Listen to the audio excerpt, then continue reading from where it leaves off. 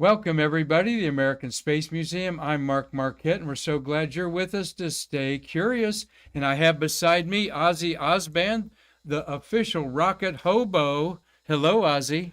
Hello. How you doing? I'm doing fine, thanks. Well, good. Good to see you. And I call him, he's the self-professed rocket hobo. We're True. not giving you a nickname you don't want because Ozzie, for over a couple decades, right? You've been at Spaceview Park commenting on the launches going out Explaining there. things to the tourists. That's why I'm there. I know about the launches. My Uh-huh. thing is share the knowledge.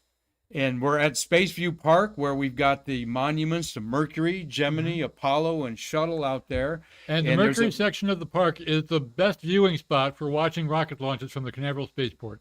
It is. And until they start launching on 36, and then that's kind of at the far end there. But it's still going to be It's still going to be pretty good. Still You going to be still got a looking good view. In fact, you can even see all the way down to pad 13, which is now landing zone 1. Yep. And I couldn't believe watching the last landing there. You just see clip the trees up there. We're going to talk about to Ozzie about his passion to give tourists all they can about the launches and where to look and everything at Spaceview Park. And also a very interesting thing about my friend here and our American Space Museum friend is he's responsible for the area code in our Brevard County being 321. That's And- correct. I'm guilty. You're guilty. We're going to talk about that story because it was 21 years ago yesterday, November 1st, that it was enacted. And we're going to talk all about that at the end of the program here. But thanks to Jessica Galloway, the Trekkie Tekkie behind the scenes, she's trying to turn my phone off so I don't hear anything about my grandbaby. What a horrible person she is. But no, I think we had Stargazer Mark yesterday on Mondays as usual, so I don't think I thanked Jessica and Marty Winkle for taking control while I was gone for a week, becoming a granddad. My daughter Jessica had a beautiful baby girl, McKinley Ann. And McKinley is my mother's maiden name, and so it's quite a heritage for that. Up in Tennessee, he was beautiful, but there's no place like home. And thank you, Bart Martindale, for doing a wonderful job interviewing Bob Graveline. You're going to want to look this up on our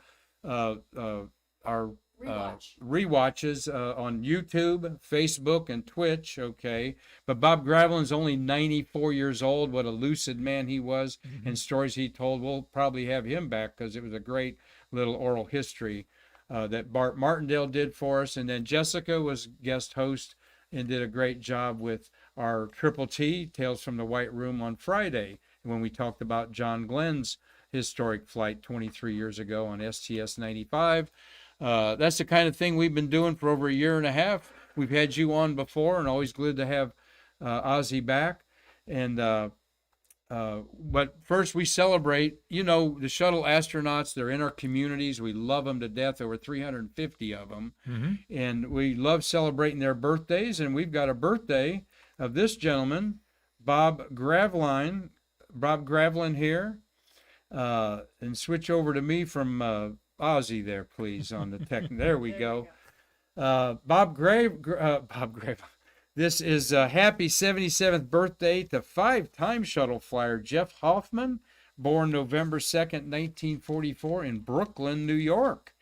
He's an astrophysicist that spent 50 days in space on 5 flights. He performed 4 EVAs for 25 hours outside the space station. You can always figure an EVA is about 7 hours, and if he did 4 of them, 7 times 4 is 24. So sometimes 4 is 28. Yeah, the 28. And so he's got 25 hours working outside the space station, including having his hands on the Hubble telescope on his first repair mission. Hoffman is the first Jewish astronaut and the first Jewish male astronaut in space. The second Jewish man was second to Soviets cosmonaut Boris Volnov. Really a good guy. I'd love to meet him because he's an astrophysicist. He was in space with Sam Durrance, another local astronaut that lives around here. That we hope to have Sam on our program soon. So happy 70s. I think I got another picture here of him. Yes, I do. There he is, looking in his 70s. There, he's aged well, wouldn't you say? There, I'd say so. 77-year-old Dr. Jeffrey Hoffman today. Hope you're having a great birthday. But Ozzie, what I want to talk about today, and bring us both on here for a minute and get the birthday greeting off there. Whoop, I got that button here, Jessica. So I hit it and she beat it to me. We're getting real savvy here. This is on this date in history, and I wanted to share with our Stay Curious audience today, the Dynasoar, S-O-A-R, Dynasoar was developed. And also on this day in history, November 2nd, Jessica took my phone, and that's why I had it here, was Tom Usiak. Oh, Tom Usiak commented that, yes, so it doesn't ring. Tom Usiak, thank you, Tom. Tom sent me an email from Lancaster, Pennsylvania. Today is when Atlantis was installed over at Kennedy Visitors Complex. Become a museum piece, the beautiful orbiter Atlantis. Tom sent some pictures of that. His brother Mark posted some on Facebook. I'll be sharing them here in an hour or so with you all on our Facebook page, which, by the way, we need to get to 9,000 and 10,000 on Facebook to monetize that. We're over 1,000 on YouTube, and we've got Robert Law is in Dundee, Scotland, Ozzie. Yeah. I think he's probably met you out at Spaceview Park. Robert, I'm sure you have. He's in Dundee, Scotland, enjoying his cocktail, watching on his big screen TV on YouTube. Very cool. And we've got Dean Salzwedel is enjoying breakfast in New Zealand, where they had a bunch of aurora that we shared last night from a big coronal mass ejection from the sun. So we got people all over the world. Hazel Banks was in our museum today, dropping off something. She does our rack cards up and down the coast on there. Yes. I'm wearing a vest here from Sylvia Monaco, another one of our fans there, and so we're grateful for all of you space coasters that are following us and others all around the world trying to stay curious. What I have in my hand here is a great little story, Ozzie, and you remember this. Dynasoar was a space vehicle that you see there that was a suborbital glider, an orbital system, and an operational weapons system, okay? They hoped so anyway. They hoped so anyway. This was in 1960s, all right? And it was a big part of our Defense Department's budget in the early 1960s when President Kennedy took over. It weighed over 2 tons. It weighed about a ton, 2,900 pounds, all right? Step one was, and we'll show you the steps here in a second, but it was a space plane. Looks kind of familiar 60 years later, all right? And we'll show you just how familiar it is. Boosted in space by a Atlas rocket or a Titan rocket with boosters on it, you see here. And it was called the X-20. X is the experimental of Air Force's space planes. And the Dynasoar, there you see, it's spelt like our dinosaurs. Dinosaurs were so popular in the 60s. We were learning so much about them back then that might be one reason. But here's a collage of what it looked like orbiting, capabilities of it. It was going to go to space and land on a skids at Kennedy Space Center. And here is a contractor's piece showing you all the companies involved. Martin Marietta, Boeing, of course, Aerojet General, become General Dynamics, I believe, and was Martin Marietta started as Martin and Cocoa, Florida, RCA. You also want to make sure that your contractors have many subcontractors from all over the country, and to make sure that they're from as many congressional districts as possible. There's Ozzie, exactly, because it was taxpayer money and everyone wanted a piece of the pie, and that was a huge thing of the Apollo era. Absolutely. Where Marty Winkle, our co-producer and cameraman here and an audio guy on our show here, Marty worked on the lunar module for Grumman. Very cool. And then he worked on the engines for the space shuttle. But with Grumman, everybody wanted a piece of the pie, and I think that President Johnson was proud of the fact that when he handed over the Apollo program to the Nixon administration, that every state was represented, and the districts of Columbia and Puerto Rico even had something that went to the moon, something or on the rockets that or vehicles that sent us to the moon. So here is a cool look, a schematic of the X-20, the Dynasoar. All right. Now, this is a tale of history of what could have been. All right. We might be flying 100 of these might be in our what do I want to say, stables right now. It was 28 feet wide, 20 feet wide, 8 feet high, about 35 feet long. Okay. Not very long. 10 yards is 30 feet on a football field. Okay. So think of that. But it could hold, and there is a working model of it built in the day with some engineers around it.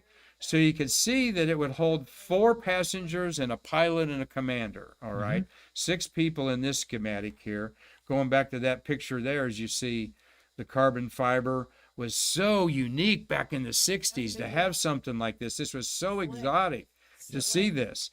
And we were going to have 3 missions. One on the left there was the suborbital Dynasoar, going to be launched on a Titan 1, and that would be a manned glider. And the idea of the suborbital was that it could go to hot spots around the world and land, or do surveillance real quick and land.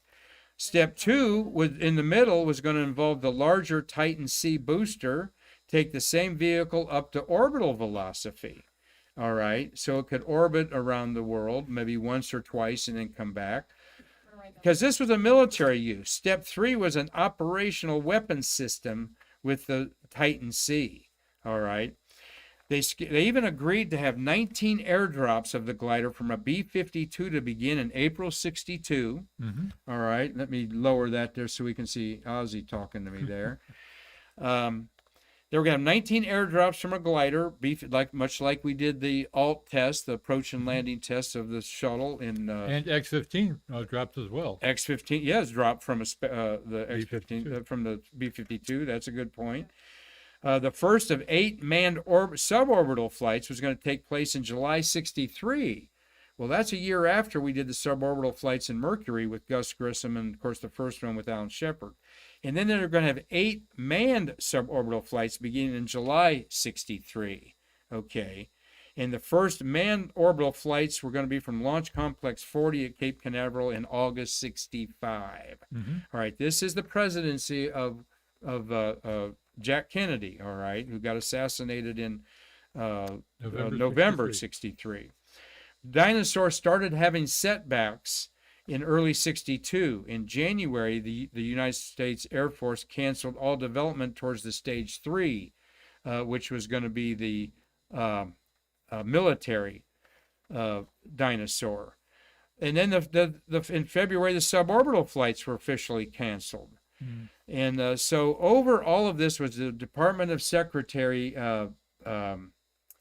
Robert McNamara. Yeah. And Robert McNamara was a very important figure in the Vietnam War. He was Kennedy's space advisor as well as the Secretary of the Defense. So in February 62, McNamara declared Dynasoar would be nothing more than an orbital research program. And he actually put together a task force to look at the Gemini program and the Dynasoar program to see what benefits would be more. Now, the strange thing about this is Dynasoar was not in the mix for the lunar, the moon race with Russia, which was on. It was on when we were talking about Dynasoar. They were more looking at this as a way of military. And Air Force always wanted to have their own surveillance systems. The Air Force, in fact, was going to buy the space shuttle Discovery and use it out at Vandenberg. Yes, comment, question there. My comment, that's the start of the Space Force right there. Yeah, that is the start of the Space Force, Jessica. It kind of was. Yep. No, well, it was the Space Force. And in fact, the Air Force was training their own astronauts to fly on Gemini. They wanted to use the upper stage of a Gemini as a space lab. For the manned orbiting laboratory, which was going to be also reconnaissance. And like they find out, putting humans to space is a lot more expensive and riskier than sending up robots and cameras and radar and so forth. So seriously, Vandenberg was looked at to be the spaceport for Discovery, and it was going to be dedicated. The Air Force was just going to buy it. So this is what they were going. Good point there, Jessica, that this is the Space Force. And we're talking 1959, November 2nd, the development of the Dynasoar had reached a 3-step approach. And by 4 years later, it was canceled. And Robert McNamara said that it wasn't worth it. He formally announced its cancellation in 1963 in December, shortly after the assassination of President Kennedy. Dynasoar had cost close to $400 million in American taxpayer dollars in that 4-year period. And Ozzie, that is over $3 billion in today's money.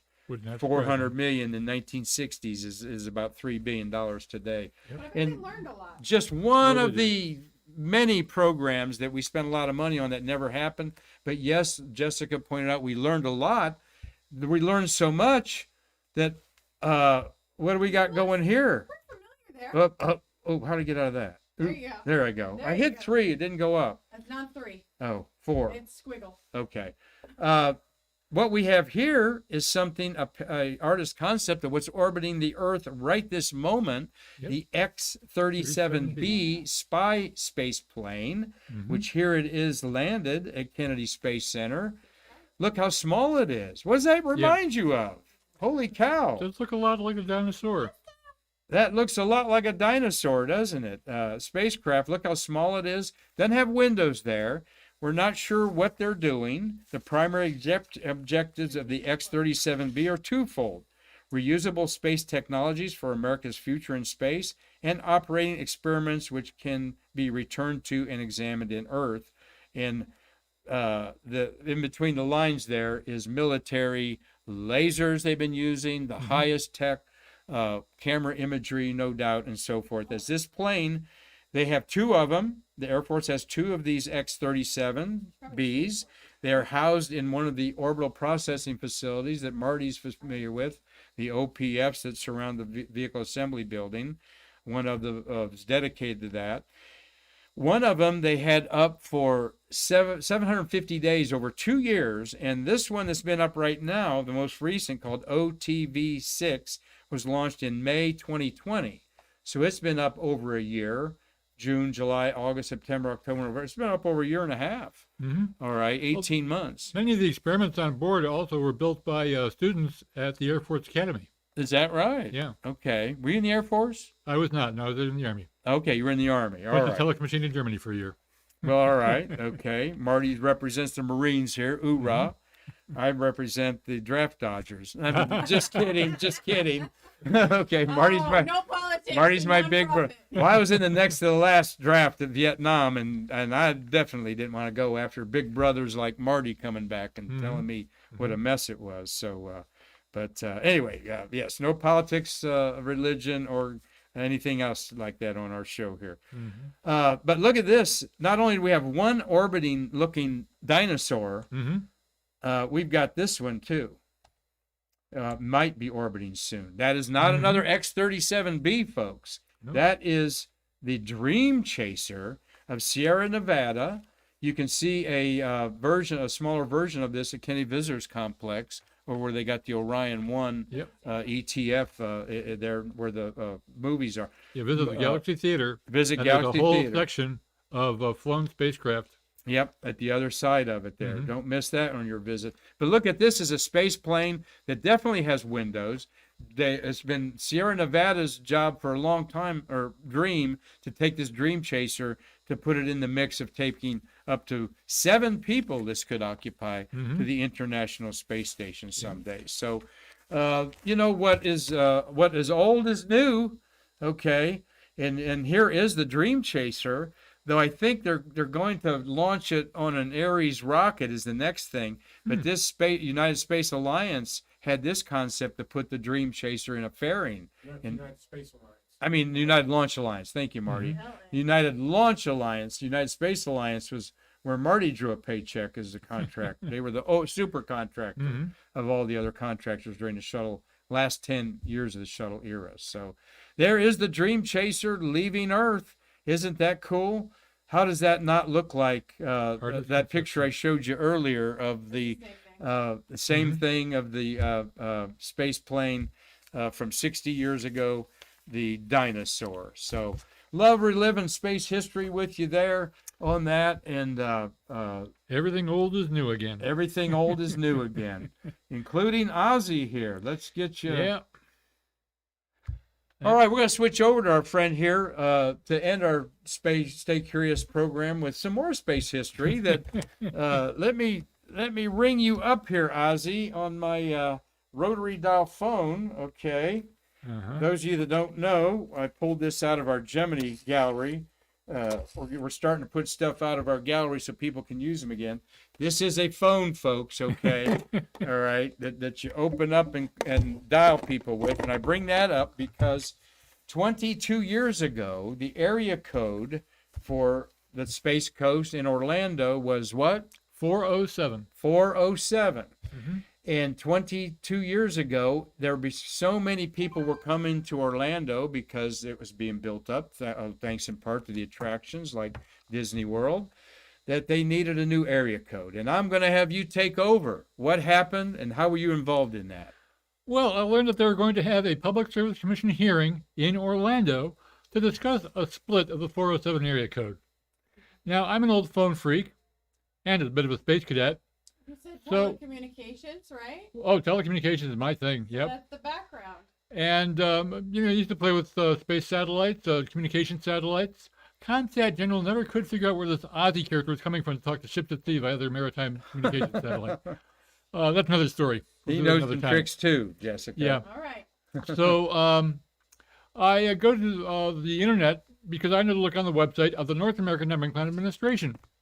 And I find the list. Now, you know the list. 201 New Jersey, 202 DC, blah, blah, blah, blah. But there are gaps marked available for geographic relief. 321. Why does that number sound familiar? Why, the countdowns. And I'm in the countdown capital. Now I know what area code I want. Time to bring down the web browser, bring up the word processor, and begin preparing my testimony for the Public Service Commission hearing. See, I lived in New York City before I came down here, and I was in New York at the time of the first split between 212 and 718. So I knew how these commission hearings go. Showed up at the Orlando City Hall where the hearing was being held, and I was scared stiffless. I was afraid somebody else would have thought of this idea. No, I had nothing to worry about. There was nobody else with my combination of phone freak and space cadet that would have come up with this. It was you. Just me. So I get up and I present my findings. I had a copy of my presentation for each of the commissioners and one for the transcriptionist. Transcriptionists love that. Nobody ever remembers the transcriptionist. So I'm giving my presentation. You got her vote. Oh, yeah. And I explained that the countdown capital of the world, Cape Canaveral, should get area code 321. And the commissioners just loved it. That's it. They kind of polled the audience. Everybody loved it. The next day was another hearing in Melbourne at the county commission hearing room. And I had the night off from my work, so I went down there. Didn't tell anybody I was going to be there. But the commissioners polled the audience. What would you think of the idea of the area code being 321? And, everybody, again, just loved it. Well, at that point, the chairman of the commission came up to me and said, you know, Mr. Osband, we went to NANPA, the North American Numbering Plan Administration, and we requested such a list as you provided in your testimony, and they told us it was proprietary and not available to the commission. I want to thank you very much for your testimony. And, you know, I have this funny feeling, pure conjecture on my part, that she went back to NANPA, reamed them a new one, and got us the area code. All right. I'd be curious to know the politics behind that. The politics. Oh, side of yes. it. Well, I seen you in the. He's actually in a suit. Ozzie actually kind of last minute today. I'll tell you why I asked him to come on our show because it's appropriate and the serendipity. But yeah, he dressed up in a tie, suit, looked I good. call it my costume. Your costume, okay? Yeah, you scare us. You certainly scare us walking in with it. Yes, like that. exactly. Yeah. Yeah, I refer to my tie as my disguise. There you go. Yeah. Well, I'll. So, and the rest is history, as they say, folks. 321 is the area code here. Yep. And how cool is that? Orlando's got the 407 They got on there. 407. And Ozzie was part of a meeting. We are part of the mob. Ozzie and I are mobsters. Yep.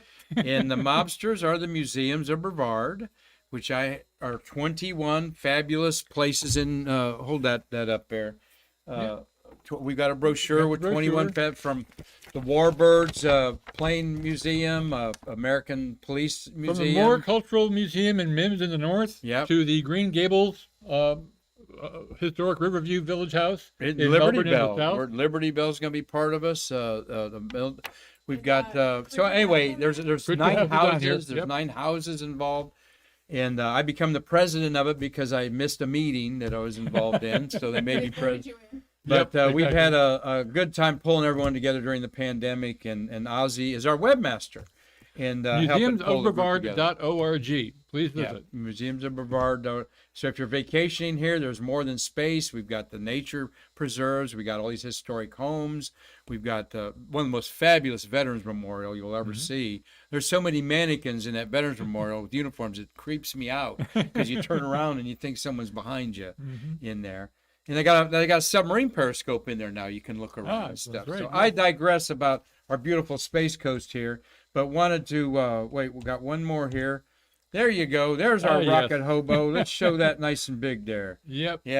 He is a rocket hobo. He's got a patch to prove it that you sell at. A friend of mine made up the patches and was selling them himself. He finally retired and gave me the rest of his patches. I have them in Spaceview Park.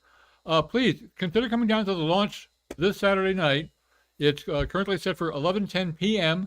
Saturday the 6th, and I'll be in the park under the big flagpole on the veteran side of the park. There's an outlet there where I can plug in my amplifier. Now, I give a lecture at about 30 minutes before launch about what's going up, where it's going up from, where to look, where to expect it to be traveling towards, and, of course, how busy it's going to be once it's left on the roads afterwards. Traffic is horrendous after launch because while people have trickled in for a couple of hours before launch, everyone wants to leave at once after the rocket goes. So you've been warned. Bring a picnic or a good book. The light's a little dim at that time of night, but expect to be hanging around a while. And you're around the Mercury Monument where you can put your hands on everybody but Gus Grissom because he'd passed away. And before we started the monument. Before we start harvesting the hands. All the other 5 Mercury astronauts are there. I couldn't believe looking at it for the first time, and I see Deke Slayton, who flew on the Apollo-Soyuz test project, and his ring finger is missing, cut off in an axe accident as a kid. How'd this guy become an astronaut missing the ring finger on the right hand? And it's probably the least finger that you ever use on anything. But you see pictures of Deke Slayton, who was chief of the astronauts and chose the crews for over 10 years. You see he's got that hand in his pocket or something like down in there. So, but also we wanted all to know that on behalf of the museum, Marty will be selling shirts at the Spaceview Park there, right near you. It's evening time. I'll probably go down there and grab the mic away from him and talk about the museum a few minutes. He usually does. Yeah. We imagine that. We expect to have a big turnout here at the museum. We are closed on Sundays, but Saturday will be a big day here, and we're looking forward to that. Any launch is a good launch, but the crewed launches, of course, are something special that we're doing it. This is only the 4th one in the last 11 years from the Space Coast. And just tell us a little bit about Ozzie, about seeing all these launches you've seen. Of course, you saw the Challenger disaster. No, I didn't. Oh, no, you didn't? I was in New York City at that time. Oh, okay. And, all of a sudden, my the receptionist at the office I was working in yells out, "The shuttle just blew up." Oh. My first thought, is Harry okay? Was he on that shuttle to Boston or the next flight? Oh, yeah, Harry. It made more sense. Right, yeah. And my boss had just left for Boston that morning for a business meeting. So you came down here what year? I came down in 87. Okay. I worked for a Patch Publishing here in town. I formerly worked for an outfit called the Computer Mart of New York, 30th Street in Manhattan. And the fellow who ran that moved over to Ziff Publishing to publish, to take over a magazine called Computer Shopper. He moved down here because the Glenn Patch was based here, publishing the magazines. And he needed somebody to handle customer relations on a new project that the boss was starting. And he remembered how good I was with his customers, how I could handle the newbies who didn't know a thing about what was going on. And they were starting an online service. So I was just helping a friend of mine start up a bulletin board system at that time. Now, you didn't have a computer bulletin board system until it got mentioned in the column in Computer Shopper magazine. So most people just write to Computer Shopper. I had to write to my buddy Stan. 3 days later, there's a message on my bulletin board. Ozzie, give me a call. I may have some consulting work for you. Well, I came down for 3 days of consulting. Here in Florida, here in Titusville. Here in Titusville, and stayed with the company for 3 years. Okay. And you haven't left since? I haven't left Florida since. Yeah, sweet. I Good. moved around the state a little bit, but when I moved over to Tampa, was over there for about 6 months and realized, things don't launch from here. I need to move back to Titusville.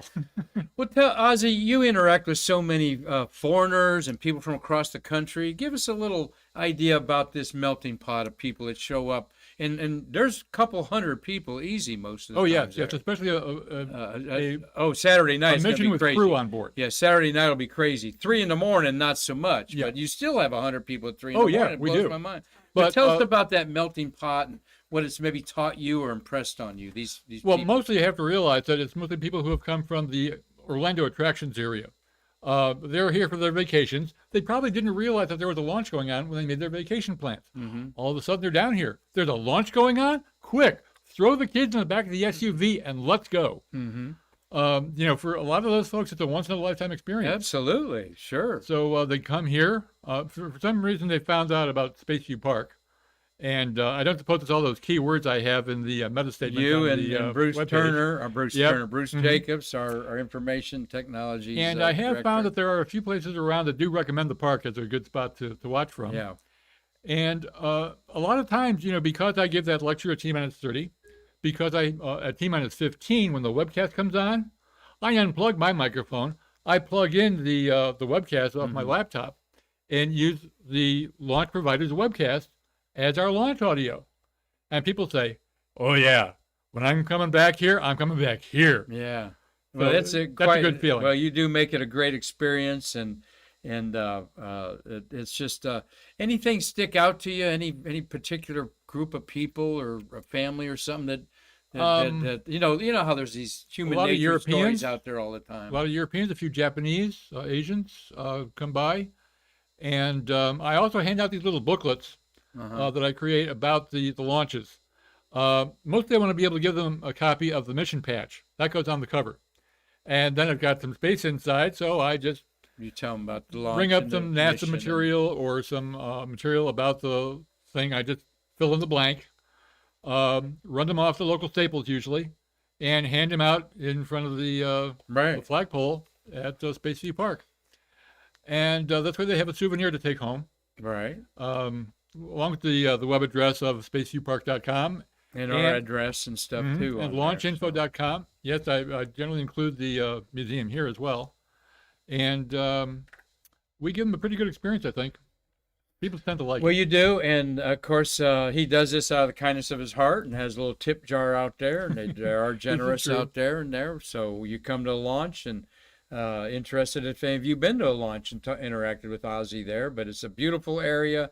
What makes it beautiful, Ozzie, is it wasn't so beautiful for the last 4 years, and they finally did fix the damage done by Hurricane Irma, and the boardwalks are beautiful, and the gazebos, there's 2 gazebos out there, and it's a whole different thing now out there, just like the way it was. So, well, I enjoy you being here, Ozzie. Been wanting to have you on here, and we had that mob meeting this morning, and then he mentioned about the 321 was 21 years ago yesterday. So I said, Ozzie, get your butt in here and enlighten everybody to help us stay curious. So thank you, sir, for spending your time here and Happy all to you help. do to promote the museum and promote space here on the Space Coast.